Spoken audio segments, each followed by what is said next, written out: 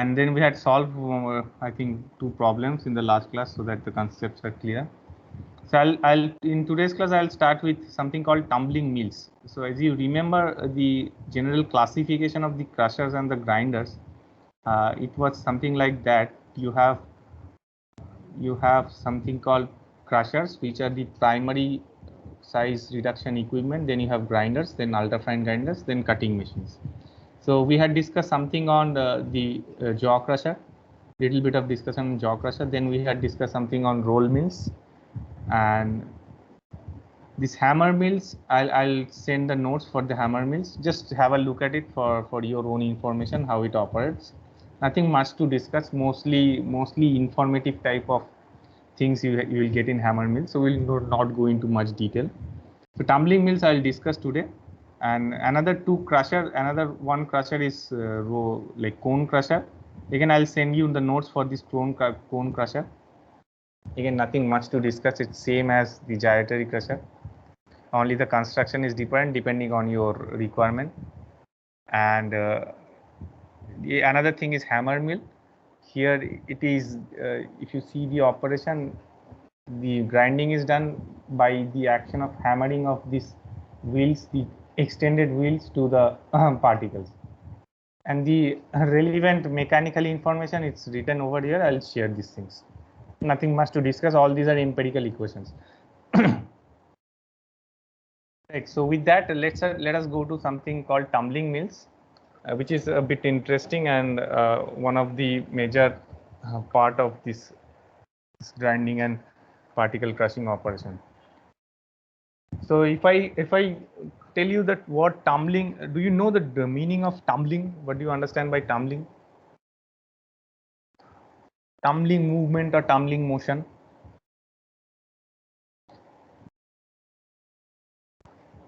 Sir, something like by some kind of effect of gravity or something, like around along a slope or something like that. Yeah, close by, but this tumbling has something called the motion can be. I can tell you one direct example. It is something called sudden fall. Like if you fall suddenly from a position to another position due to the action of gravity, this type of motion is kind of known as tumbling motion. So this tumbling motion is sometimes used in case of gymnastic, where people like do all kind of motion and movement and fall suddenly and twisting and all these things. I mean, random type of motion where the gravity is involved as well as. Right. So this type of motion is mostly extracted, and the impact that is generated due to this fall, which is generated by this type of motion, is used to break the particle here. So what is the general notion or general scheme of this type of equipment is you have a big drum or cylinder type of stuff, which you can see one representative image is shown here. And what you do is you put materials inside it. Materials means either in terms of long rods, multiple long rods, or balls. These are the two major type of tumbling mills which is mostly used. And now you rotate the entire machine. So what would happen? Due to this centrifugal action, the balls or the rods will go up along with the periphery of the ball. Just think of the situation inside it. And after some traveling to some distance, due to the gravity, it will fall again. Now what we do, we always keep these rods or ball inside it, and now we put the material which we wanted to grind. It's a batch process, so it's not a continuous process. Mostly we operate in batch processes. You feed the material which you wanted to break. Now you started rotating it. So what would happen, due to the impact of these rods or balls onto the feeds which you have given inside it, the feeds will eventually break into smaller size. So if I put a camera somewhere here and try to see the inside motion, it would look something like this. This is in case of a ball, when you have ball inside the rotating drum. So you see the drums are rotating at a specific motion, and these red colors are the balls which are moving up due to the centrifugal action, and it's again falling.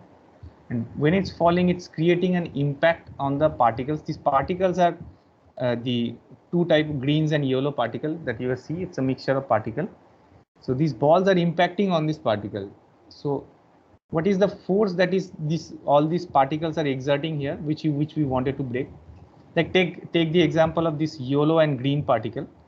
So can you tell me what type of forces these particles are exerting inside it when it is moving like this?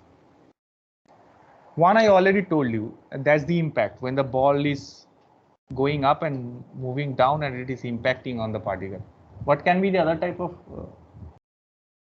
force that this particle, the yellow and the green particle might get or might feel when it is inside?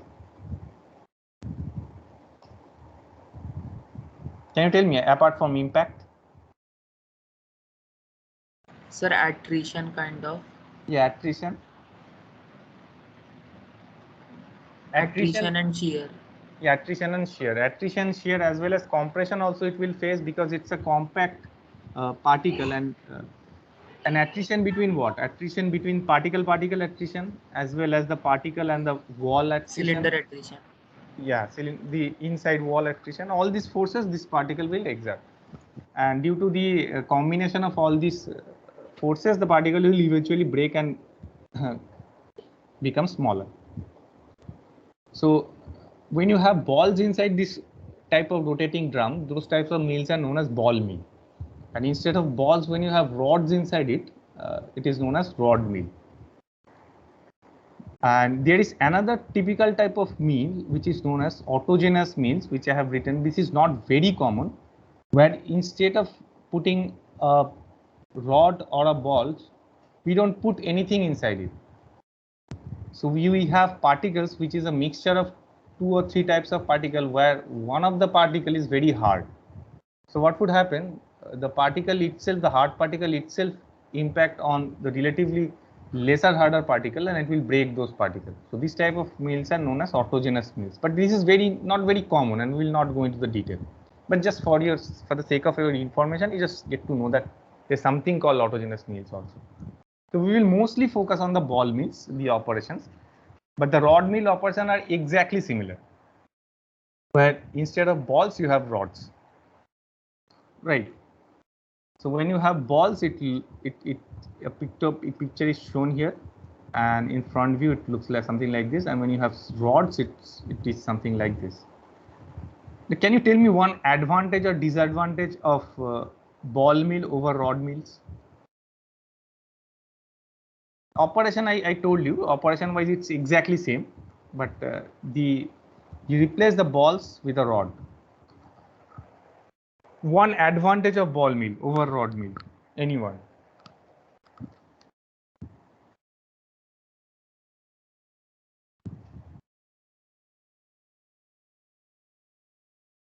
Just use your common sense. Yeah.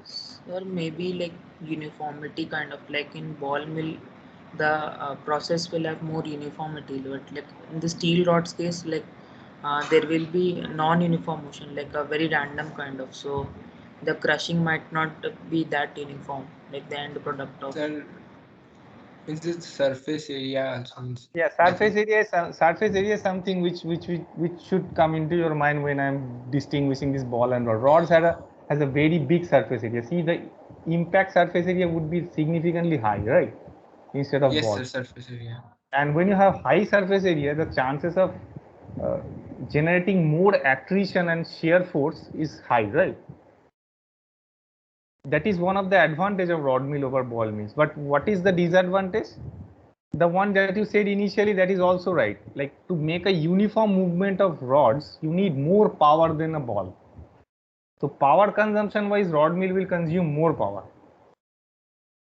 And when we think of generating a product from a feed, we need to think of the power also, as we have already seen that the efficiency of these processes are very, very low. So that is one advantage of ball mill.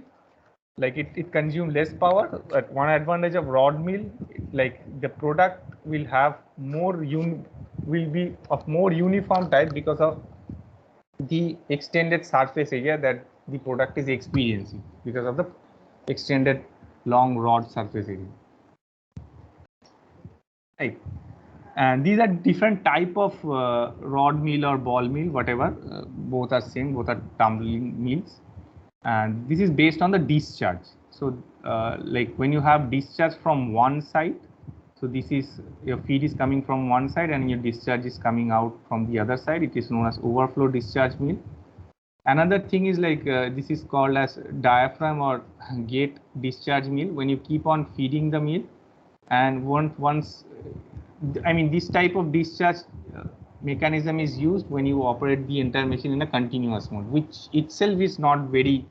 I mean these two are continuous mode, and this is mostly we use for batch mode. Right. So this is exactly depending on what is your material and how you wanted to like club this ball mill in the entire circuit of your operation. You decide which one you take. So you can have feed from one side and discharge from one side. Where you put a mesh over here where only the smaller particle will go out. And when you don't have a mesh here, instead of a mesh, you put some screening here. You will get an overflow discharge mill, or you have diaphragm discharge mill, or you can have center periphery discharge mill when you have the discharge at the center of the mill itself. You open this one after certain time and then the feed will go out. So the one that we have in our lab is neither of these, where the feed portion is same as your discharge portion. So we open the valve and we put some feed inside it, and then we allow the entire ball mill to rotate for some time. And then we stop the rotation, and then we take out the entire product out of this rotating drum. That's a complete batch process. Right. So again, these are basic design information I'll share with you. There's nothing much to discuss here. So let's see a small video of how your ball mill works.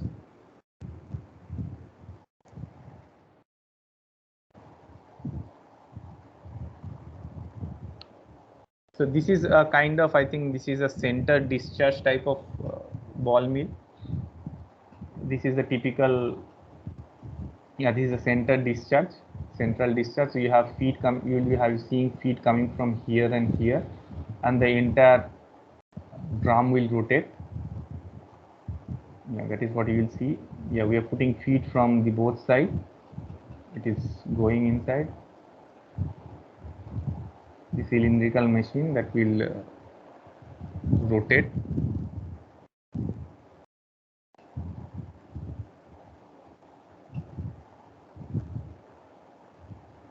Yeah, see the feed movement of the particle.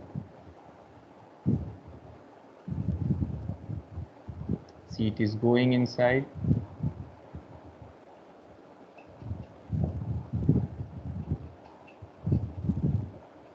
Now the entire machine will rotate, the entire drum will rotate.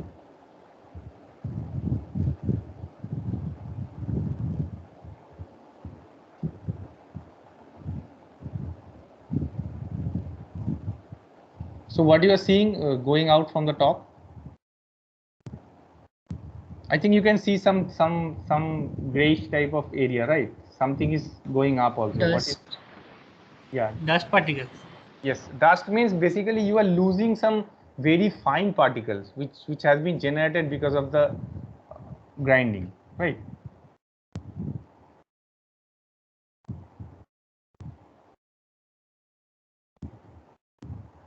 So when we talk of like discharge and what is the feed, what is the output, there is one possibility where you can lose some particle. So let's move into the most interesting part, that is, let us see the mechanical balance of a specific ball which is rotating inside a ball mill. So let's take the front view of a ball mill. I think you can visualize this section.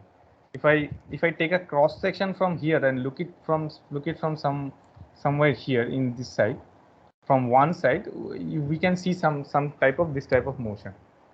Yeah, this big black circles are the balls, and the smaller dots you are seeing, those are the particles which is being break by the action of by the tumbling action of these balls. Now let's freeze this frame for a specific time and focus on a specific ball. Like, just take a specific time frame and pause the entire movement and focus on a specific ball, and then put a force balance on the ball. Right, that is what I am doing. Let's freeze the time. So some ball, let's mark that ball to be A, which was moving along the periphery of this ball mill because of the centrifugal action. And now we freeze the time.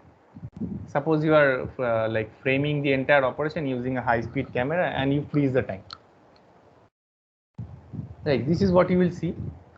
Now at this point, the ball is in a mechanical equilibrium. Right. Now, can you tell me what are the forces that is acting on this ball? You have seen the motion. The motion is something like this. So at a specific time frame, if I focus on a specific ball which is moving like this, eventually it will fall. So what are the forces that is acting on this ball which makes it to like move here? Sir, friction forces, normal forces from the cylinder. Yeah, all these things are friction. Let's forget about the friction and the normal forces for the timing. Let's focus on the major forces. What makes the ball to reach to this point from here? So it is moving against the gravity, right? Centrifugal force. Centrifugal force. What would be the direction of the centrifugal force? What is the general direction of centrifugal force? Radially outside. Radially outside, somewhat in this direction, right? Yes, sir. And a component of gravity which will be acting exactly opposite to the direction, to the direction at which the centrifugal force is acting, and which is being balanced, which is in balance with this centrifugal force, and that is why the ball is in this position right now at that time frame. Right? Do you agree that the component of gravity is obviously that is acting in the opposite direction, which is making it to like stand here?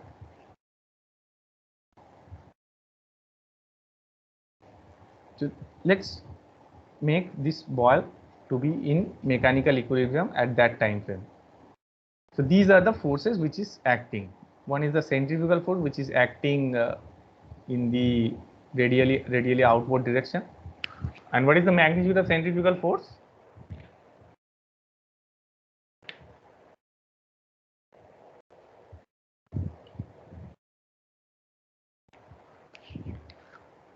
Yeah, what is the magnitude of centrifugal force? This you know.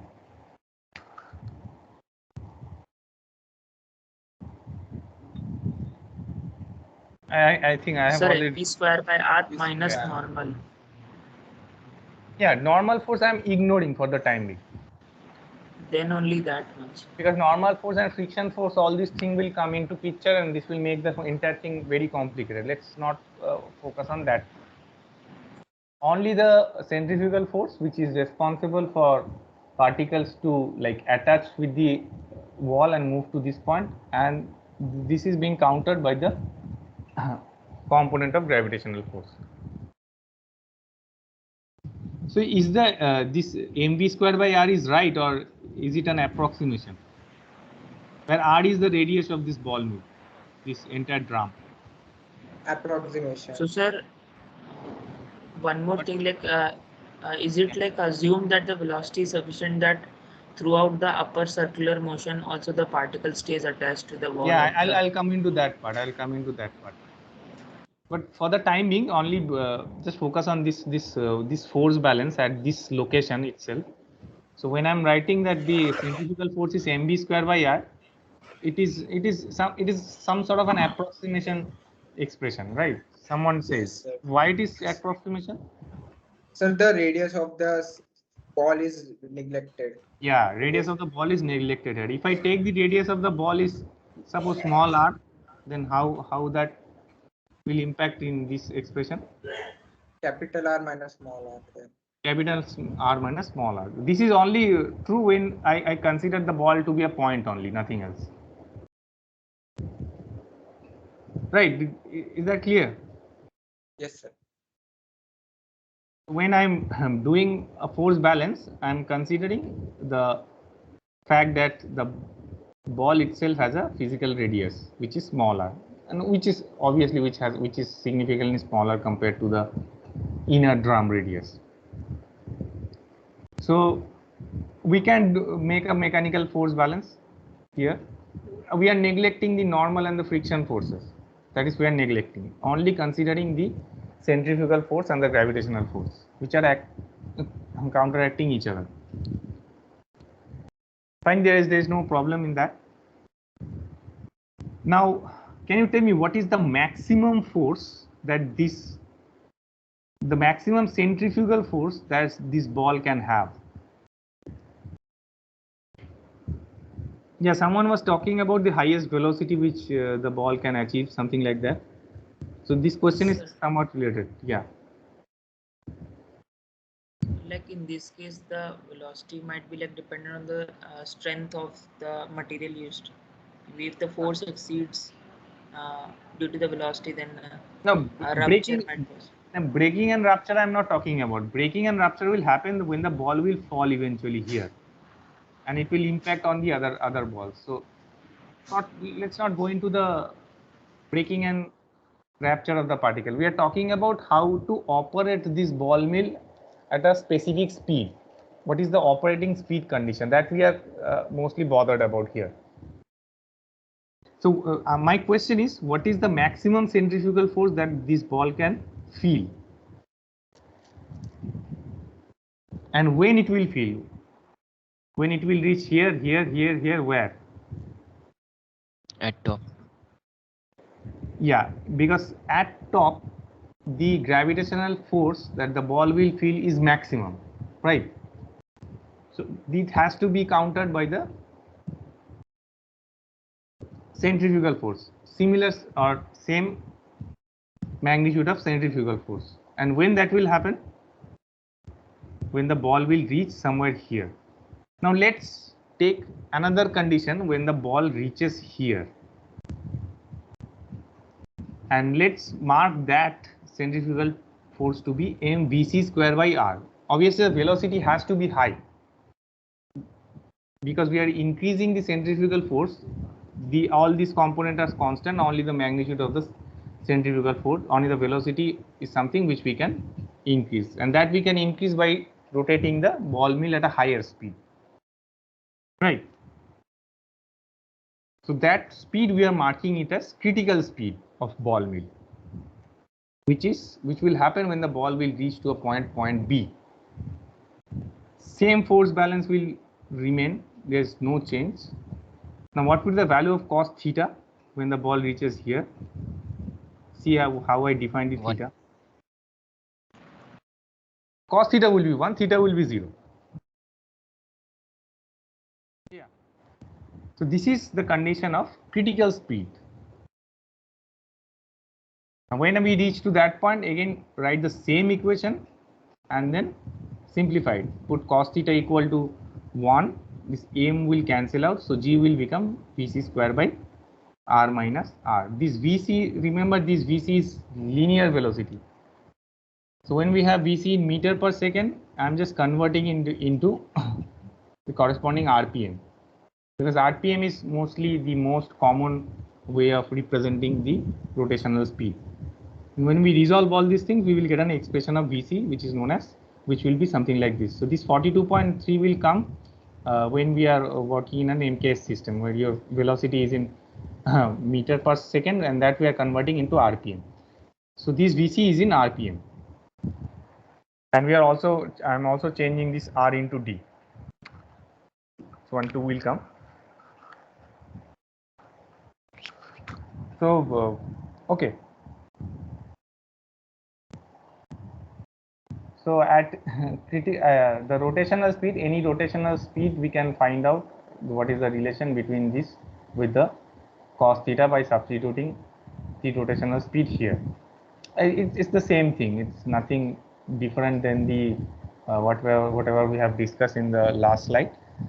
So these two expression we see, one for the when you have your diameter written in millimeters, and when your diameter written in feet, only this coefficient will change because of the multiplication factor, but the concept remains same. So this is the VC expression. Now what is the significance of this VC? Why we are mostly bothered about this VC? Can you tell me, like, why we need to know this critical speed?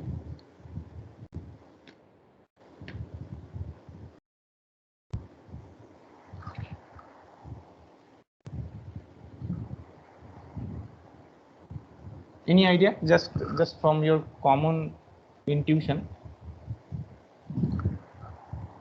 Sir, maybe like because the ball needs to the reach to the topmost point, and then on falling it will have maximum impact and maximum chance of Good, right. So ball has to fall. That is the that is the major motivation. The ball has to fall. Unless and until it fall, it will not give an impact to the particle and it will not break, right? Now, if we work at a critical speed, what would happen? Exactly, critical speed is very difficult to maintain, but somehow you exceed the critical speed. What would happen? So the ball will just go on rotating without falling. Yeah, the ball will keep on rotating along with the cylinder, right? It will never fall. And do we want that? No, sir. So we always have to operate this ball mill below the critical speed, right? The general thumb rule is 60 to 75% of critical speed is the operation range of ball mill. And that is why the value of the critical speed is something which is very significant. You need to know what is the critical speed, that you need to know first. Then you decide on the operating speed. And see what would happen if you exceed the critical speed.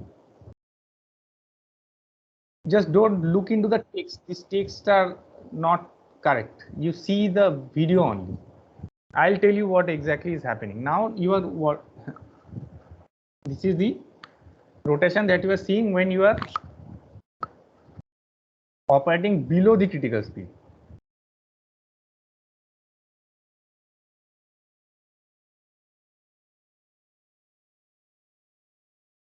This is a big video. I'll forward it.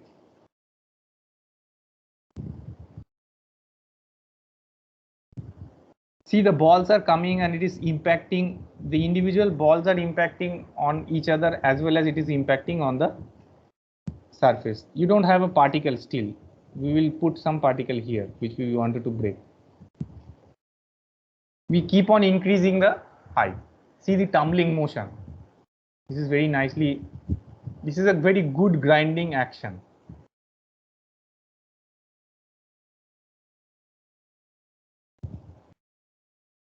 Yeah, this is working at a subcritical speed, below the critical speed.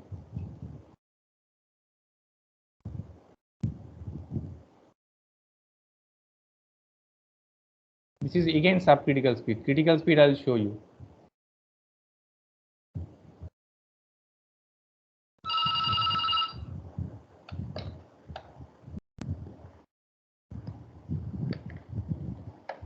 See the impact.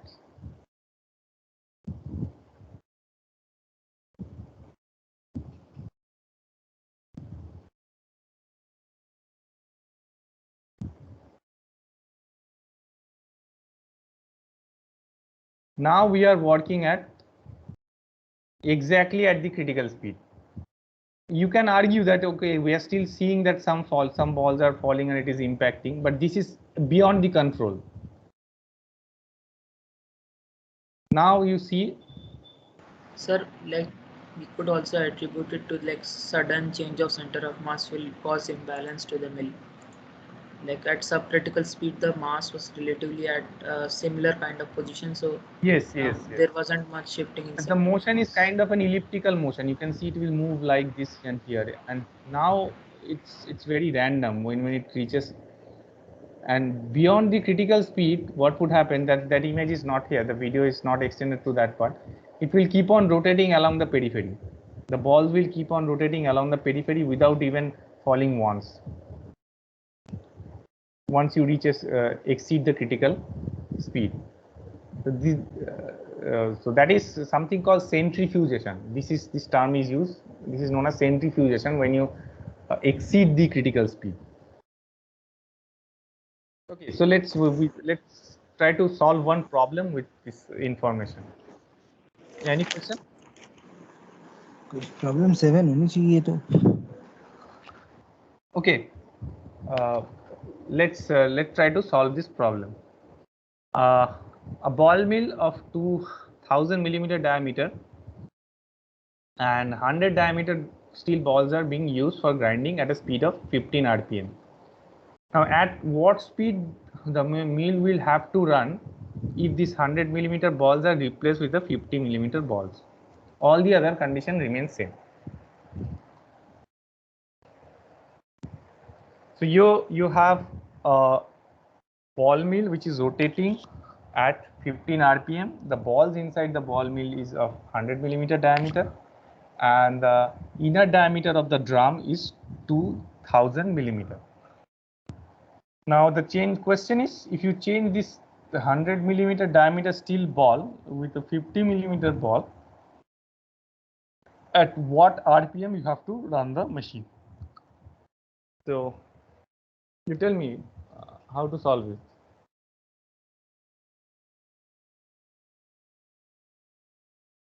This type of problem is very common in exam. You can expect something like this.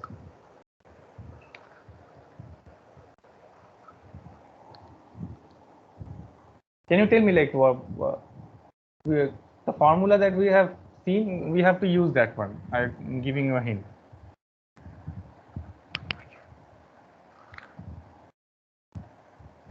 So how should we proceed?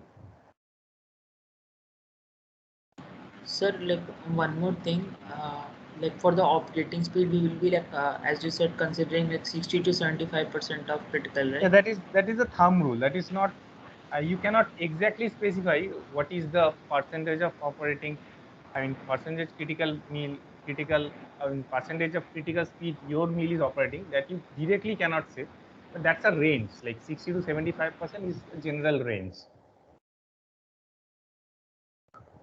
You are close by, but the direction of your thinking is not.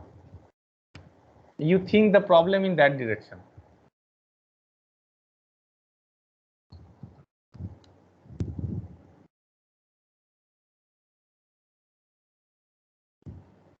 Now, do we need to like bother or find the critical speed here in this problem? Sir, the already like 15 rpm speed is given. And then what about then how we will solve this one? The key part is all the other conditions remain same. Just Sir, we can find the critical speed and represent 15 rpm as a part of critical speed. Means 15 rpm is what fraction of critical speed? Right. Exactly right. What's your name? Harshit, sir. Yeah, what Harshit is saying is right. Do you understand what he says? No sir, like could you explain? Yeah, Fraction. so what he is saying is we can find out the critical speed and we can see that what is the percentage of critical speed at which the mill is operating, because the operating mill speed is given here 15 rpm. And for the second case, we can use the same percentage and find out the rpm. Did you get the point? Like as a percentage or a fraction of that original speed. Yeah, fraction of the critical speed, because here it's written the other condition remains same. Let's proceed, you will understand. This is the given information. And so with this information, obviously we can find out the critical speed, because see the critical speed formula, everything is given. We only need these two D's, which is given here. One is 2000 and one is 100 millimeter. So with this, we can find out the critical speed here. Right. So we have seen that the critical speed is this one, 30.69 RPM. This is the critical speed at which the ball mill is. This is the critical speed of the ball mill, and the critical speed of the ball mill will not change, because that is the condition which is mentioned here. All the other condition remains same, unchanged.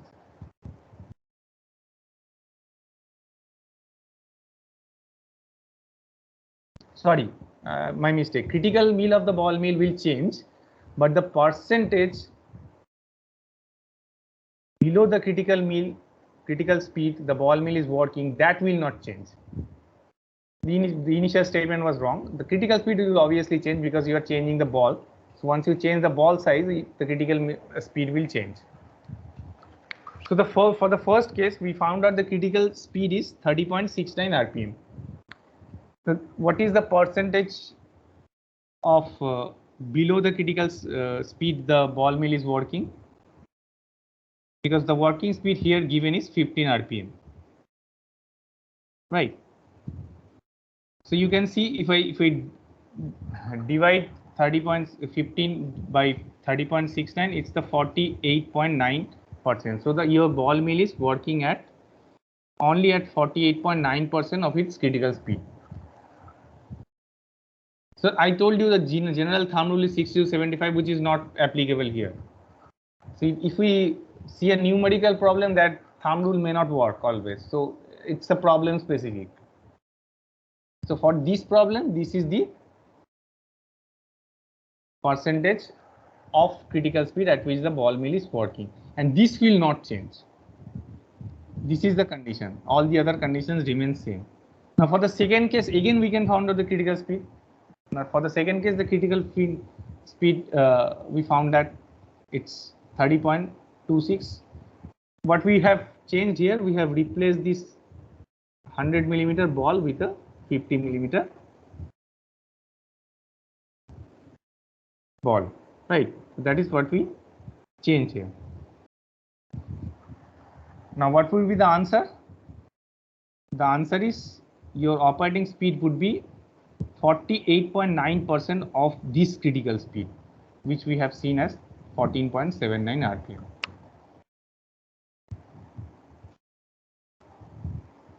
Is it clear, or any doubt you have, or is the problem clear to you? So this part is clear, but like how is it affected? Like if like ball size was changed and so was the mill's speed was reduced, so that it was always at 48.9% of its critical speed. Critical speed, according that to is the material.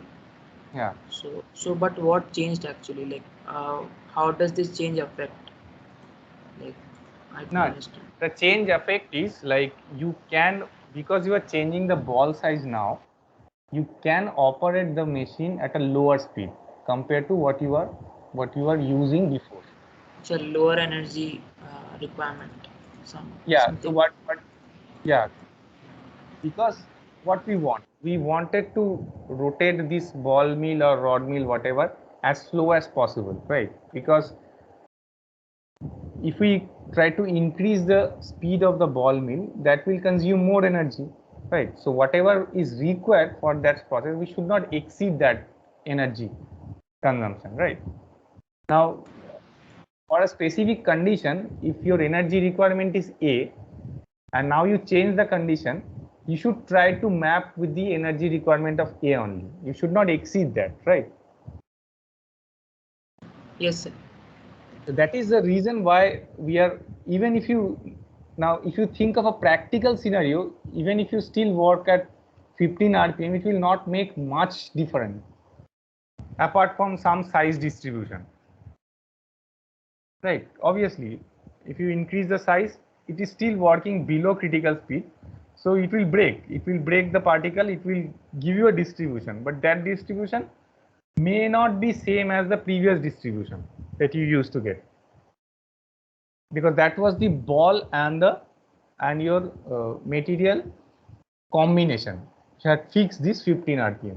Now because you change the ball, you have to change the RPM also to meet the same requirement. That is the concern. More or less clear? Yes, sir. So with this we will end with this tumbling mill part. The operation and the concept is, I think we have had mostly conveyed. So I'll just show you some of the working principle of these ultra-fine grinders. So for these ultra-fine grinders, I have selected colloid mills and the fluid energy mill, where the distribution of. So we have seen this one. So hammer mill and tumbling mill. Hammer mill I'll give you notes, and tumbling mill we have discussed already. So fluid energy mills, and another example is colloidal mill. So these two I'll show you some of the working principle of this one.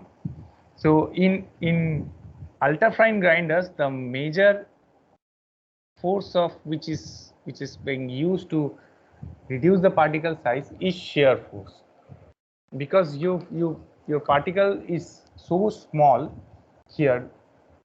The feed particle that you are using for ultrafine grinder itself is very small, and you wanted to reduce it to even smaller size. So you mostly for ultrafine grinders, we start with a submicron particle and we reach to a size of micron particles. So particle sizes are very small.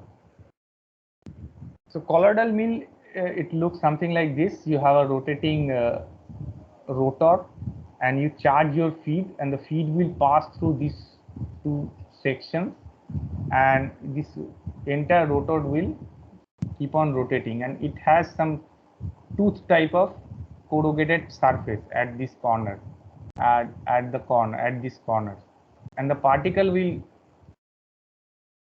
experience a shear force as well as an attrition force, and it will eventually break into smaller size when it go out from this small channel. So you basically create a very small channel with the rotating motion. See it visually how it looks.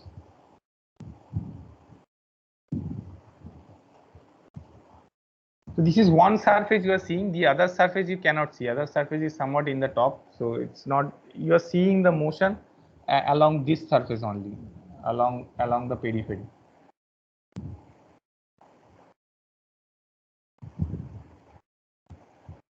So as you can see, you started from a relatively bigger size particle, and it's because of the shear force between this wall of the rotating rotor as well as the particle, it is breaking into smaller size.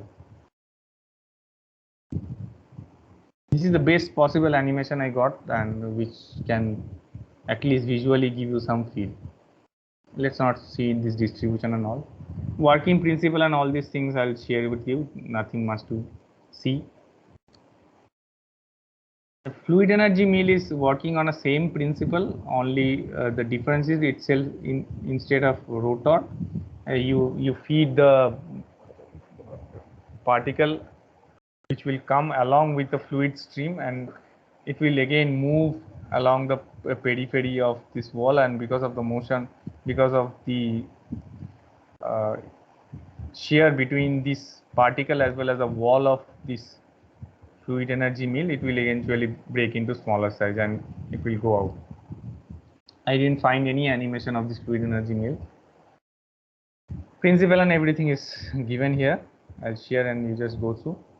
So I'll just go through some of the basic difference between a wet grinding and a dry grinding, then we will finish up with the grinding process, crushing and grinding. So whatever we had discussed so far, we mostly talked about the dry grinding. So I have never used water anywhere as a surrounding fluid, but that is not the general case. If we talk about considering all different types of grinding. So you can have a mixture of particle with surrounded by water, or an emulsion, or some liquid, some solid particle suspended in a liquid, and you wanted to break it, right? So there's two ways. That the first way is you remove the water and dry it and then grind it. That's not feasible. You wanted to you wanted to grind the entire slurry itself. Then you pass through some grinder or crusher, depending on the situation. It will again grind. But which one is more efficient and which one is more preferable, depending on if you have an option of dry and wet grinding. Okay, if I minimize this, can you tell me any advantage, like if you have water as a surrounding fluid instead of air, will it make any difference in the grinding process? Or suppose you have same requirement, you wanted to break a particle from 2-inch size to 50 micron size, and one is suspended in water and one is not suspended, it's a free particle, it's a dry particle. So which one is easy to grind or easy to break? In air. Now, regarding the power consumption, which one will consume more power? Water one, I guess, like more weight, density is higher. Which one is preferable, wet or dry? Sir, I guess dry should be preferable. Like it sometimes depends on like what kind of need is there. Yeah, that's true, absolutely true. So it depends on what type of need is there. But given a choice, what we will. I guess dry grinding will be like more economical.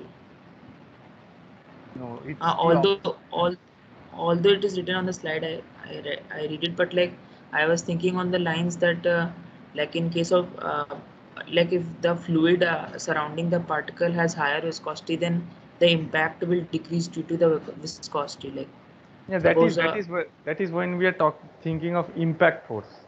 What about the other forces? so like maybe corrosion kind of forces may be in sufficient amount in wet case, so that might be a case Or probably where for some specific type of particle, suppose your particle is very hard. So for those type of particle, when you need more impact force, then drying is something which would be preferable. But generally, the type of particle that mostly we encounter in industry, here we prefer wet grinding over the dry grinding. But this is somewhat true. This is not a very general, like hard and fast rule that it has to be true always. It depends on situation, as you said. It depends on situation. But we will just discuss some of the advantages of wet over the dry grinding. But if you have a specific requirement where wet grinding is not good enough to make it to a smaller size, you have to go for dry grinding. So wet has a lower power consumption. It has a higher capacity per cubic feet of volume. Another easy way is to transport the wet material. Transporting the wet material is relatively easy compared to transporting the dry material. Emulsion or dust problem. Sorry, elimination of dust problem. So dust problem you can eliminate, as you have seen that in the ball mill operation you lose a lot of particle, and if your particle is very costly which you don't want to lose, then you have to go for this wet grinding. Here you will not lose particle, or even if you lose particle, the chances are very rare. The handling method is easy, as I told you, because the transport mechanism is easy. Wet screening and classification, we will, the next part would be the classification. Wet screening and wet classification is relatively easy compared to relatively less power, consume less power compared to your dry screening. This you will see in the next chapter. The following are the two favored points. In case of dry grinding, you have two favorable points for dry grinding also, which is already written here, so let's not read it out here. So this you can read later on. So with this, I think we can wrap up the grinding, the crushing and grinding process entirely. And your class test syllabus would be up to this point. And